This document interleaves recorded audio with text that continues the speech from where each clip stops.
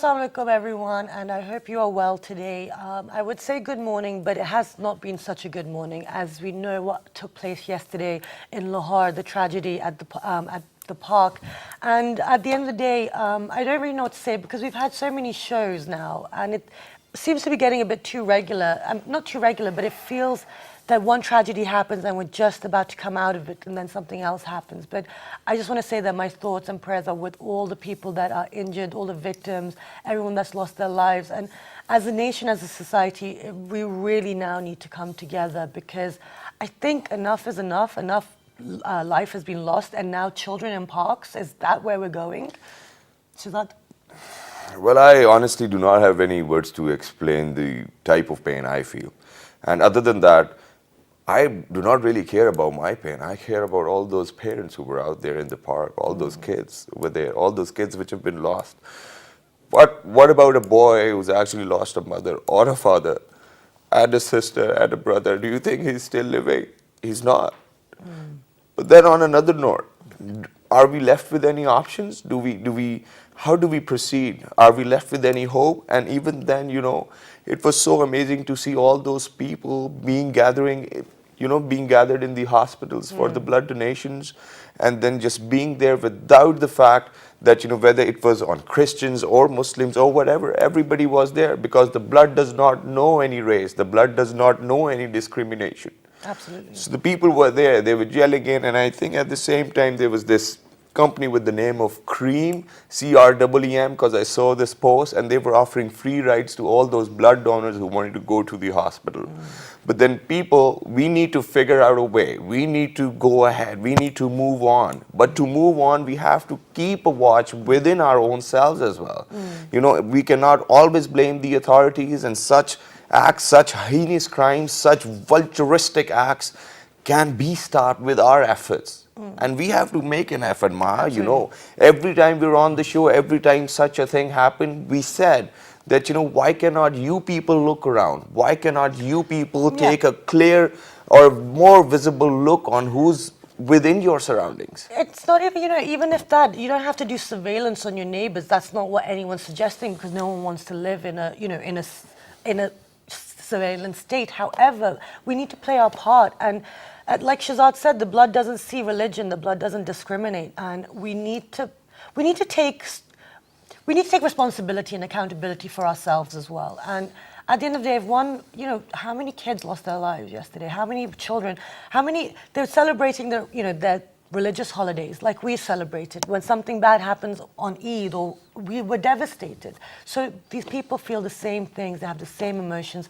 And one thing which I've seen is the nation has come together. The civil society, like Shazad said, the hospitals were overrun. And there's even now notices that they've got enough blood and they will be in touch with people. So, we are getting through it, but how many more times we have to go through this? But Ma, then at the same time, the number has actually dropped. Whenever there used to be terrorist attacks, they were very often. And then, but then the numbers have decreased, the authorities are working, but then, it gets hard for the authorities as well to keep very strong or a very strict check and balance. But on another note, now what I want to complain about is that, we wake up every day, we come over here, we talk about different things, different issues, and then we, share information as well. But then on another note, we have been saying that, that we have to probably play our roles as Pakistanis. What's with you guys, that you guys go outside and then you guys damage public property? What type of schools did you go to? I think education plays a very pivotal role over here, because this public property is actually made from the money of us, all of the taxes which we have paid. And then you guys go outside, no matter how stressed you are or how furious you are, you guys go breaking things. How can you do that? Okay. And for all those people who are out there and who might not even get our message, so for all of you who are actually tuned in, you guys are supposed to tell each and every one of them. Why can't, if there's a mob of like 100, 200 or 300,000 people, there must be very sane personalities within that who can actually say, stop, this is not right. Exactly. And and at the end of the day, we all have to take accountability. It's our home, it's our land, and we need to look after it. And everyone has a right to go and protest or do whatever they like, or make their voices heard. If you don't like what's happening in Lahore, you can peacefully. You do everything peacefully. You don't have violence is not the answer. It never has been and never will be. But now, unfortunately, we have to move on. We have got a topic for you. We just wanted to highlight what happened on the weekend, and the forces and everyone is working together to resolve this and be there for the victims. But today we're going to be discussing something else. We're going to be discussing how to make our lives a little bit easier, and the situation in Pakistan with the buildings and the constructions and the cost of constructions, etc. So we're going to be discussing that, and in regards to our geographical location as well. So for that, we have been joined in the guest by Mr. Khalid Mehmood Jalil. He is an architect and an engineer. Assalamu alaikum. Walaikum salam. Thank you for joining us. Thank you. Besides Mr. Khalid Jalil, we've been joined by Dr. Muhammad Safar Awan. He is an educationist and an environmentalist. Assalamu alaikum. Thank you for joining us. Thank you very much, guys, for coming over. And before we move on with all of those pertinent questions, which might be relative to your field, but then what happened yesterday is quite relative to our lives as well. In fact, So if you So just what like are your share. views on that? I mean, if you feel like fact, sharing anything, expressing. all the nation is in shock after these incidents what happened in Lahore. I think we all should join them and protest in a peaceful way. The way protest we are seeing all around Islamabad. And, No, we're talking about the Lahore incident. sorry. yeah, in fact, we have seen these protests everywhere, but we have to, in fact, each and everybody should contribute and protest in a different manner. No, I think right now no one's protesting. Right now they're mourning the loss of the victims that died in Lahore. So we're Yes. talking in regards to the victims. So any message for their families? And We feel the shock like our own relatives and my brothers and sister died in that incident. I think the same shock the families are feeling. We are in the shock, in fact. I feel my kids, my brothers, my sisters, they're my family. We cannot differentiate that they are from Lahore or they are from Karachi and another part. They are Pakistanis. And the whole nation is in the shock. We pray for them. thank you very much. Dr. Safir, if you'd like to mention a few words about the victim. Yes, of course, it's our moral obligation to, talk about yesterday's carnage. I think it's not a very good day to talk about the things that we are going to talk today, this morning. But we have to. We have to Yeah, get on with our of course, lives. we have to move on. I mean, life is like that in Pakistan. But at the same time, believe me that when I was traveling this morning to the station, I didn't know what to say and what to think about and what would be my thoughts. I was having difficulty in gathering my thoughts. So you're right. I mean, but it's a deep-rooted problem. Yeah. And of course, we are addressing that at the national level, institutional level. But we need to do more in order to prevent such tragedies. Obviously, it is in retaliation to all of those operations which have been going on. Zarb-e-Azab is going on, and then we are fighting against all of these menaces in Balochistan as well. So, they're retaliating, but the numbers have dropped. But the only thing which I was thinking was that I'm a father of a daughter. And believe you me that, it is so hard to think for somebody who's actually losing a son or a daughter. Yes. It is literally hard. That, every day you're there to nurture and nourish your kid. And, you're looking after them, that they might not fall from the stairs or they might not hit a corner. And then when you hear such a thing, it gets so disturbing, that, at times, it is literally hard for your own self to gather your own self and then progress. So, a big salute to all of those people, to all of those mothers who've actually lost their kids, even in the Peshawar attack and then the Basha Khan University attack. And we are with you guys, and we will always remember you in our prayers, and may Allah give you, or probably, may you be able to have that patience within your own selves to move on with life with much more positivity. Exactly. And I think before we get the conversation started, we're going to go for a short break. And when you come back, we're going to discuss the topic. We're going to try to anyway, so do stay tuned.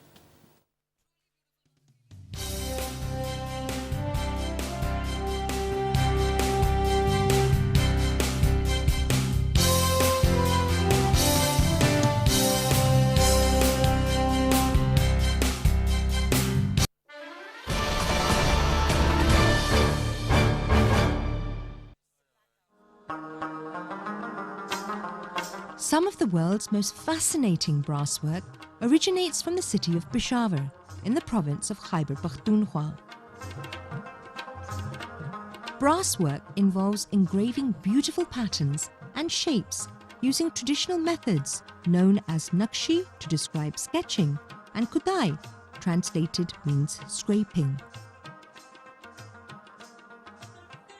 Swat is renowned for its woven textiles and embroidered products. While weaving is carried out in many major cities, Swat in particular is a long-established weaving center whose blankets are mentioned even in early Buddhist texts. Swat has also retained its traditional form of embroidery, which is probably the most creative and colorful needle artwork found anywhere in the world. The enchanting arts and crafts of Pakistan.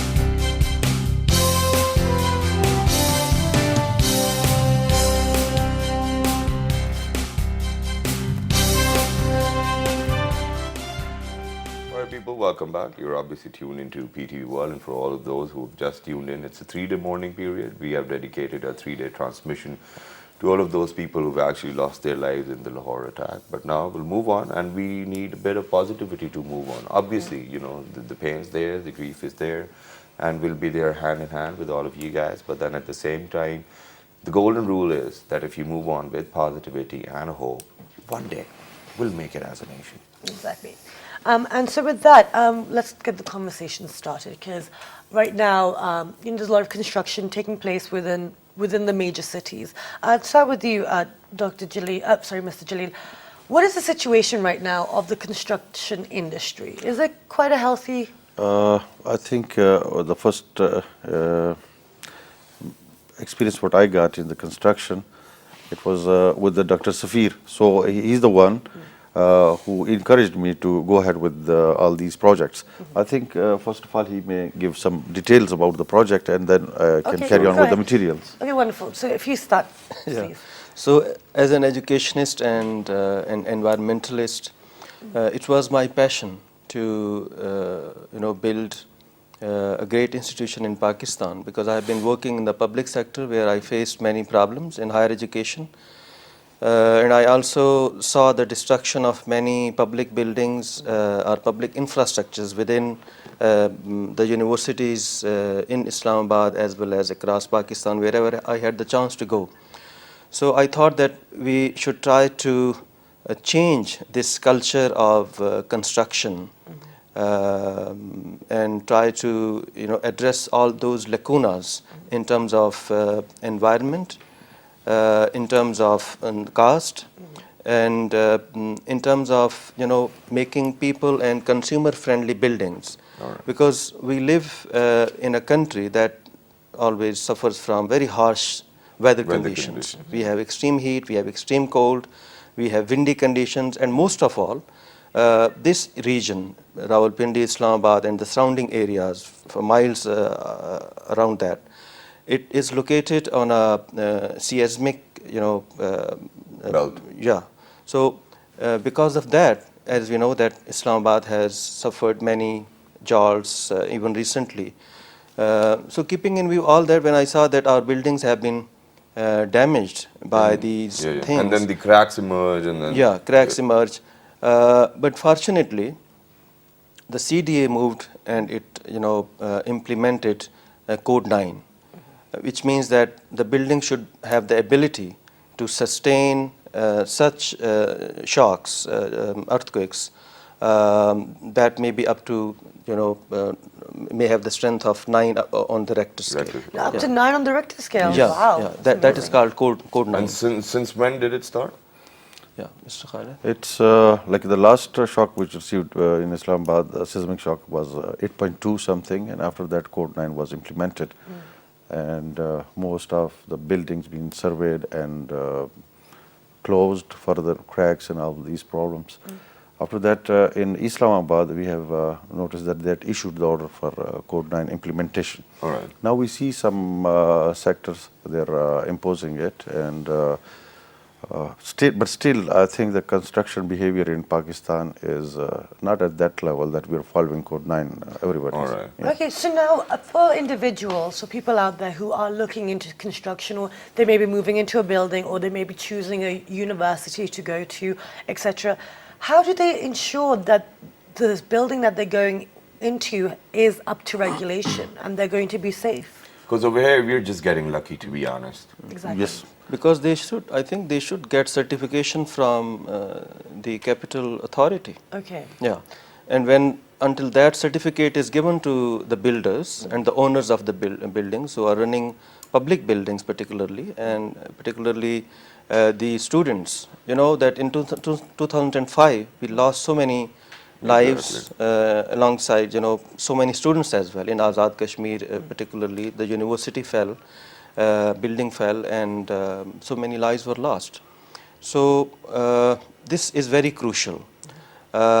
When I started this idea of Cosmopolitan University College in Islamabad, I, you know, looked around in Islamabad as well as in Lahore to find someone who has this consciousness, environmental consciousness, Okay. as well as someone who is aware of these cutting edge, state of the art materials, who knows that how in such conditions, you know, buildings should be built so that they should be secure as well as, you know, environmental friendly. And I think that's a very good side to look at as well. But then on another note, what I wanted to ask was that, you know, since we just mentioned that, you know, we have to make our construction practices environment friendly. So what is exactly within that construction facility that actually disturbs the environment or, you know, everything around you?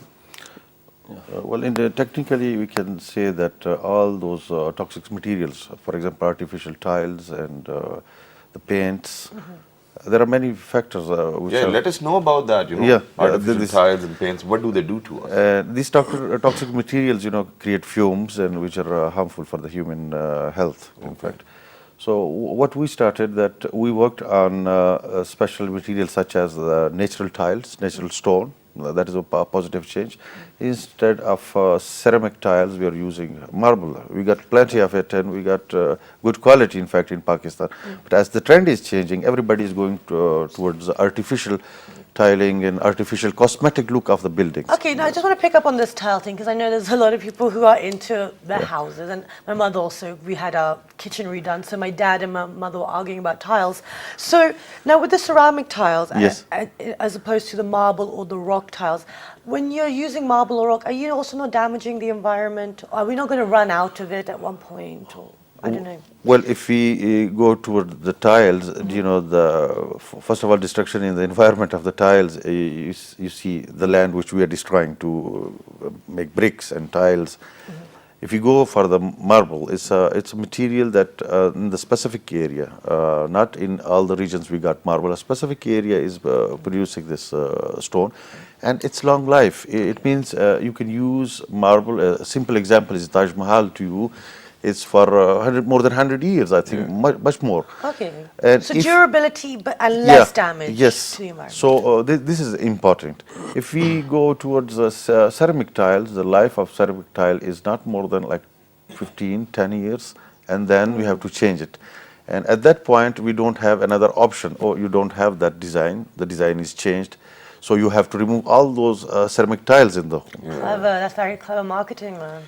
But then at the same time, you know, I'm very sorry to diverge the conversation a bit, but what I wanted to ask was that, you know, wherever you go, you know, outside Pakistan, most of the time they use wood as the majority construction material, and then half of it is like other materials to make or build a house, which is cost cutting as well. And I think that, you know, that probably goes by the Code 9 rule as well. Yes. So then why do you think that we have a practice of building like houses so big and then using Stone those houses. construction blocks and then making it look so royal, or I don't know what not. Why don't you think that we can move on to that pattern? Well, if you go toward wood, we already destroyed our jungles. You have seen we don't have any plantation anymore. It's destroyed.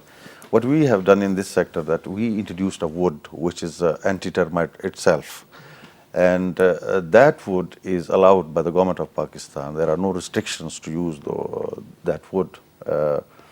And when we started, the people converted from wood to aluminium and other options because wood was too expensive.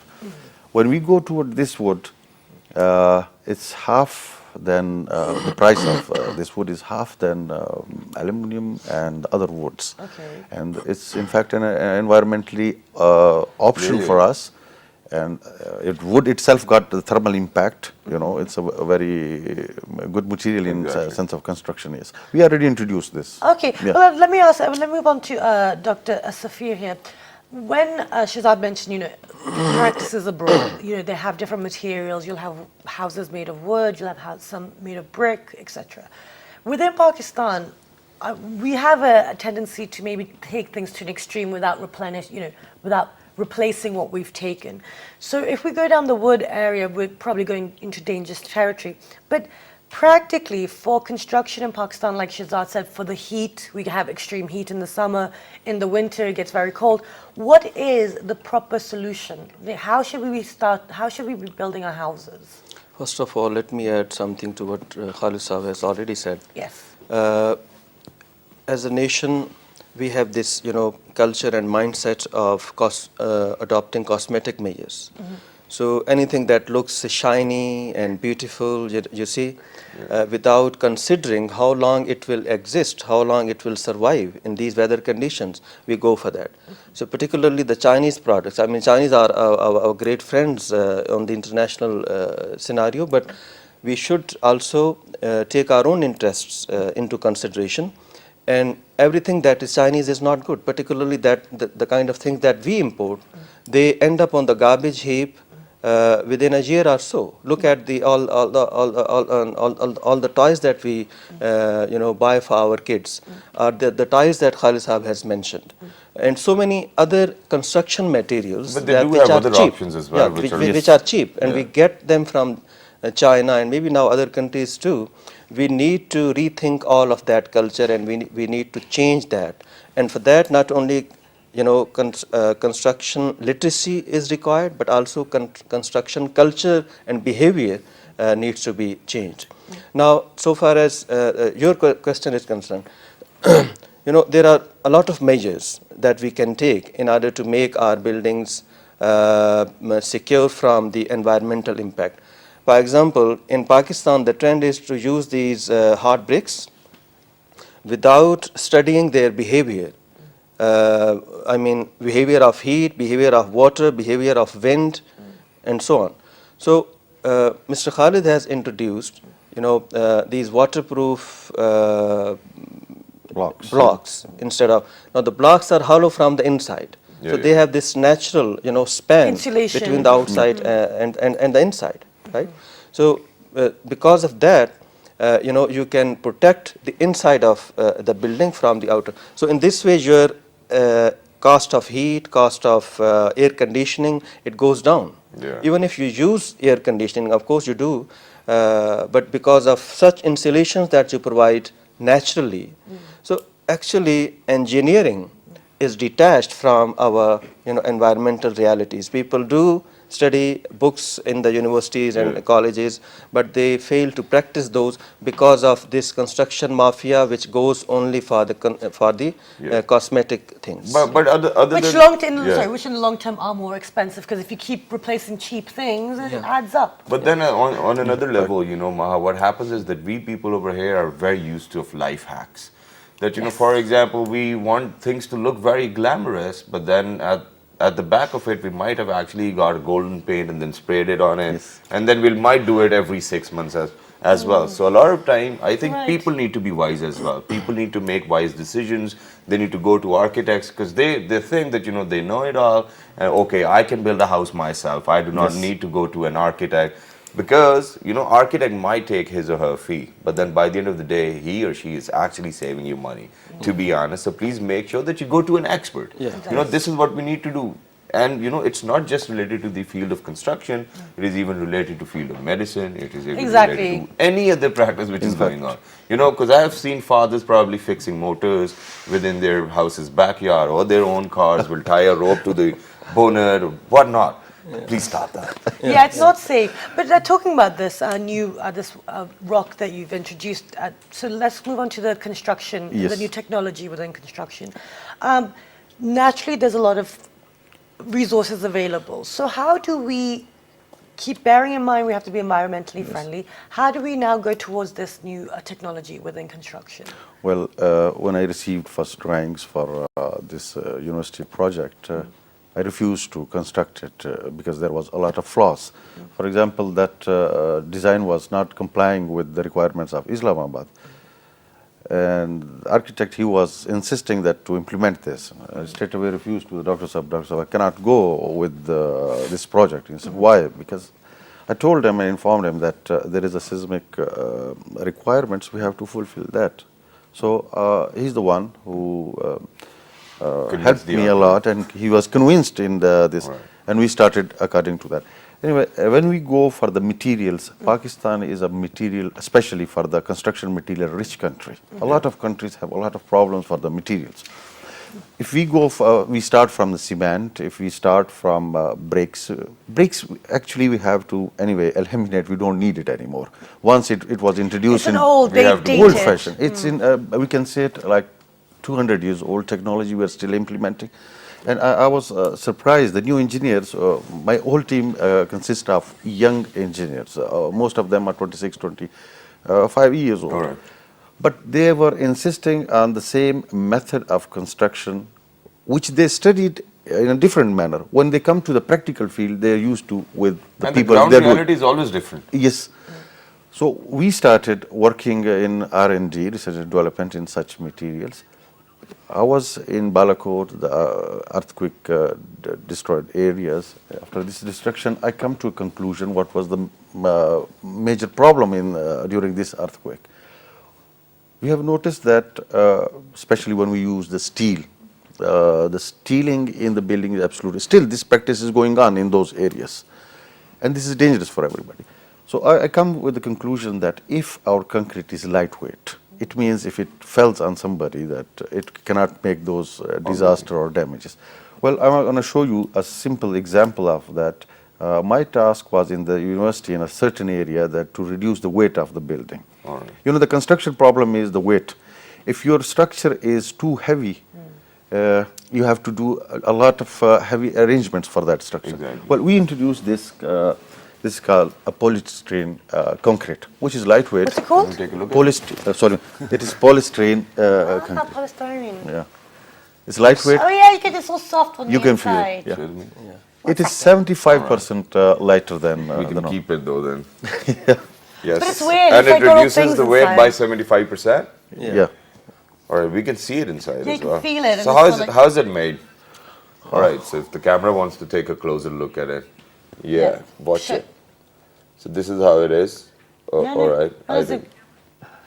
All right, yeah, we're zooming in. So you could actually see those white particles or those packings which you get in your TV boxes. Exactly. And all of those things. So this is what they have So what actually does this used. do? Well, Brilliant idea. this is an example that in same procedure we can use the waste plastics. The plastics all Yes. around the Pakistan, and Yeah, it is yeah. almost a destruction. We can use those plastics instead of polystyrene, this material. This material, for example, you're going to build a home on the top of the mountain. You don't need the big trucks to transport all those crushing materials. One man can carry all these materials within 2-3 hours, which means saving the cost, the impact of the environment, the weather and all these impacts which we have. For example, the northern areas, the Kashmir, the KPK area, this is the suitable material for those areas. And we suggest that everybody we use this. This is a code Is it 9. just for those areas or even in other Even in urban Islamabad, cities? even in Islamabad. But We then are using that at CUCI as well. I mean, We have used one it, part implemented. was on a drain, a natural drain.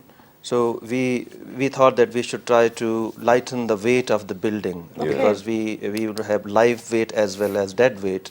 So in order to lighten that, we decided to use this material on a whole corner of that building. Okay, now you're using this material, so this is in the walls. Yes. Yes. or the pillars are even made of this? No, Yeah, no it is pillars. recommended only for the divisions, which is For the major part of divisions. the building. Oh, divisions within the building. Yes.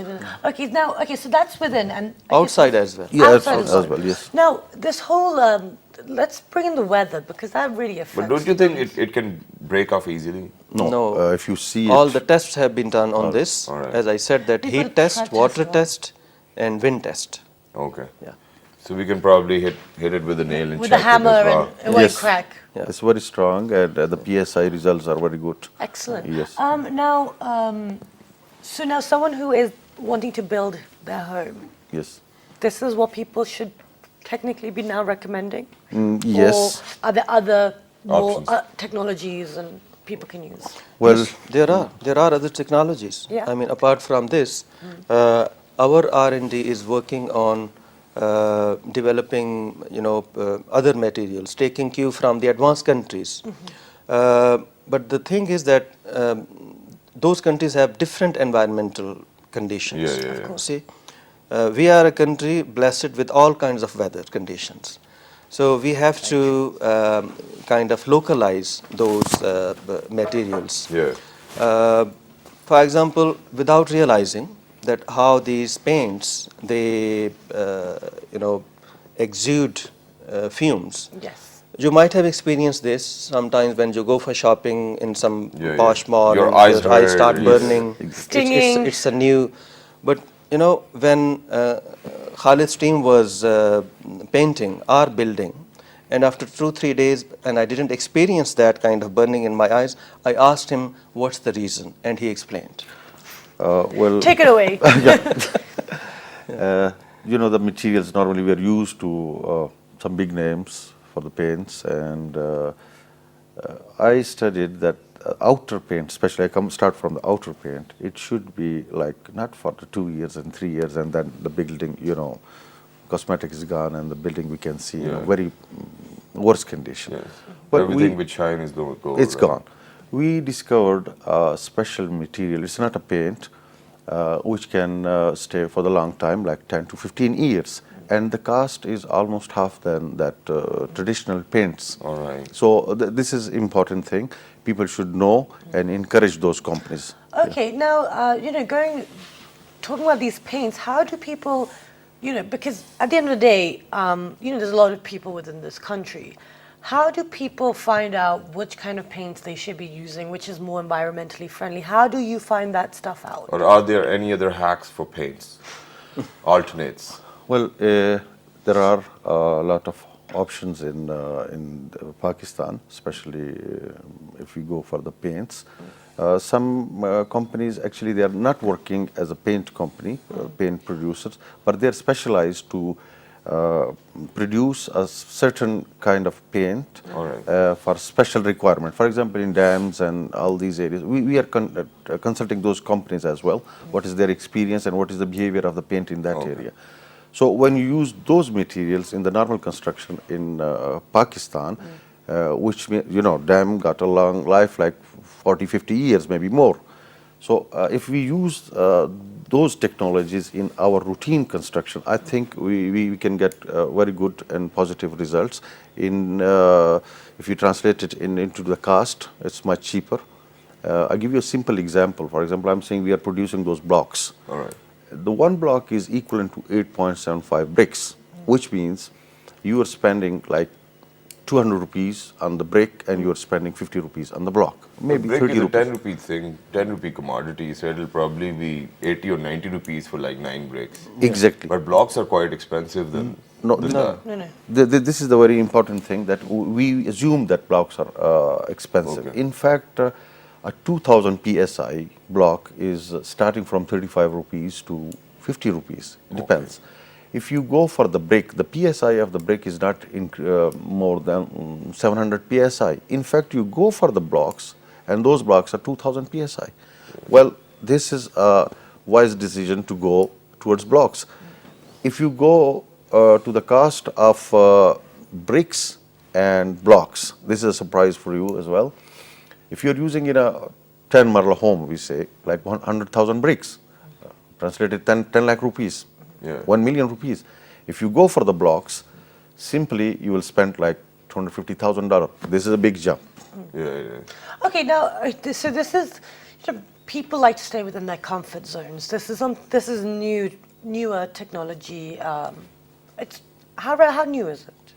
Well, this is How long have you been using it? How in construction? we are In using Pakistan, it, it's quite new. very new in Pakistan. We are the first one who have introduced this here in construction. Okay. Okay, but- So then I think I'm just being a layman here, I'm just trying to think what the viewers may be feeling or thinking, is that I see that and that's great, but my fear would be, well, is it going to last? And is it secure? I mean, if there's an earthquake or if a car drives into the side of my house, am I going to be safe? Because You just see to what- save As money, much we as- cannot risk our lives, right? What Khalid has mentioned, this PSI thing, common people don't understand that. Exactly, so explain. This is the pressure test of the brick and of the pressure each. Yeah, it's a pressure test, in fact. Looking toward the stability of the home, and if you see the earthquake in 2005, this is a clear example of our construction that we cannot resist The that practices those weren't shocks. that good, right? So this is enough lesson for us that we have to change our construction behavior. Okay. If excuse me, okay, go ahead. if you go with the same traditional techniques of construction, we will face every time the same disaster. Okay. So we have to anyway have trust the materials what we are developing and the technologies what we are using right now. Another environmental impact after the earthquake, what happened in Pakistan, the construction behavior is suddenly changed in a certain manner. For example, if you go for the northern areas and Kashmir, in that area, people started using homes not from the soil before they were making, and right now they use the iron sheets and such things like that. The impact of that are the disaster in floods. Why? If that drops on that sheet and very next minute it's in the stream. Yeah. The old homes were absorbing that water, and gradually it goes to the stream. Yeah. So we have to keep in consideration. So the level goes down as well. Yes, we have to keep in consideration all those impacts environmentally, what we are going to decide and what we do in that area for the construction. Okay. We are on the same track once again. We are we are trying to protect ourselves from the earthquakes. In the other part, we are destroying ourselves with the floods. All right. So this is Okay, so now this is a very different scenario because the location geographically is a different place. It's hilly and then there are mountains. But now let's move on to these cities like Islamabad, Lahore, Peshawar, Karachi, Quetta, Multan.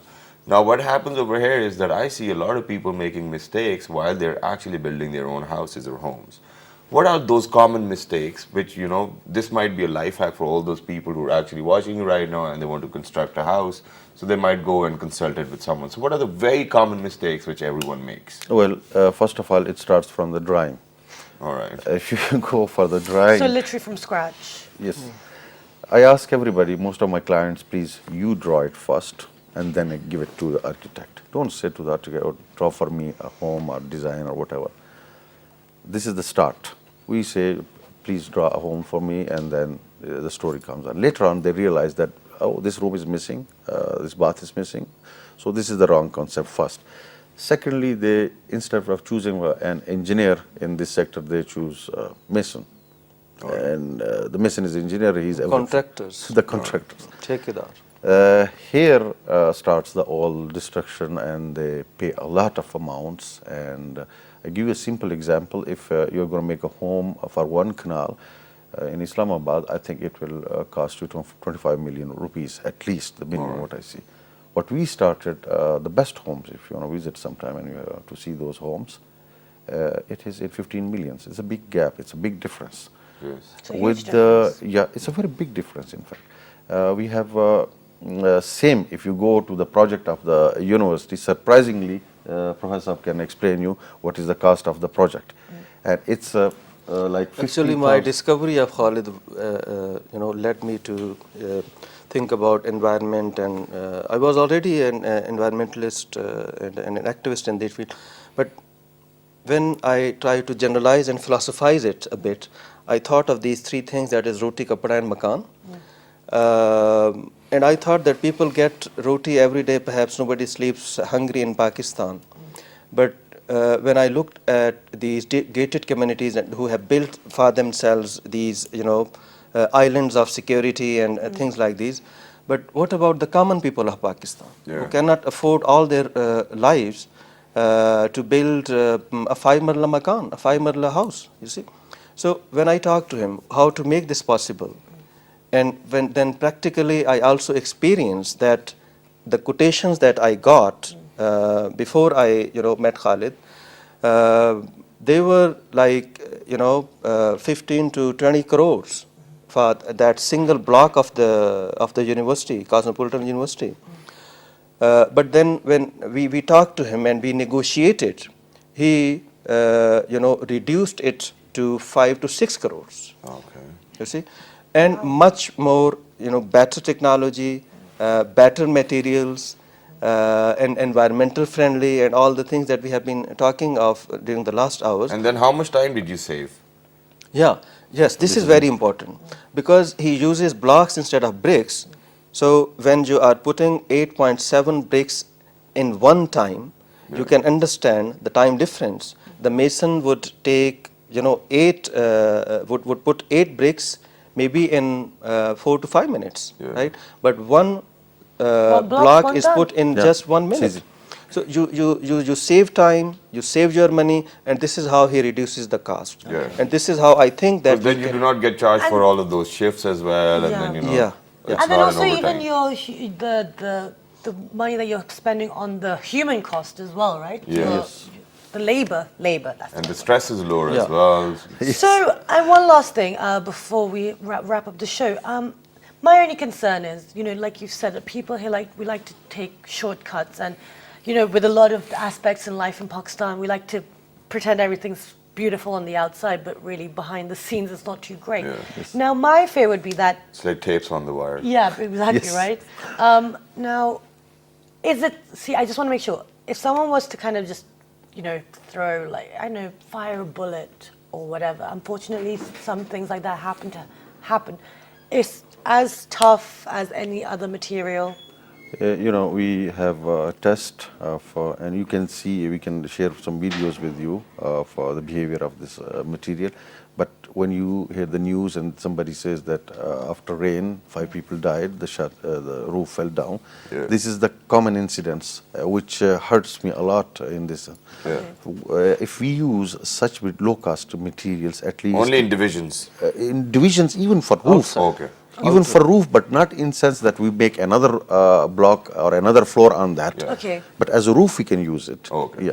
Okay, great. I'm sorry, actually, we have actually run out of time, and the time has just flown. But thank you so much for joining us today. Thank you. And thank you for giving us the time to explain this very vital, absolutely. thing. Thank you And very much. everyone, I hope you took something from the show. It was a really tough day, and I don't really know what to say. I'm still in shock, and it's just been a very sad morning. I think all we need to say right now is please remember all of those families who've actually lost their loved ones in your prayers, and be hopeful. Inshallah, one day we'll be there, and stay resolved. Thank you very much. Don't forget to write to us on Facebook, which is with the name of. Well, this morning. And then on Twitter. Well, this morning without a G. And then on Dailymotion. Well, this morning. And then the rerun is at 5 past midnight. Look after yourself. Bye-bye. Stay safe. Thank you very much, sir.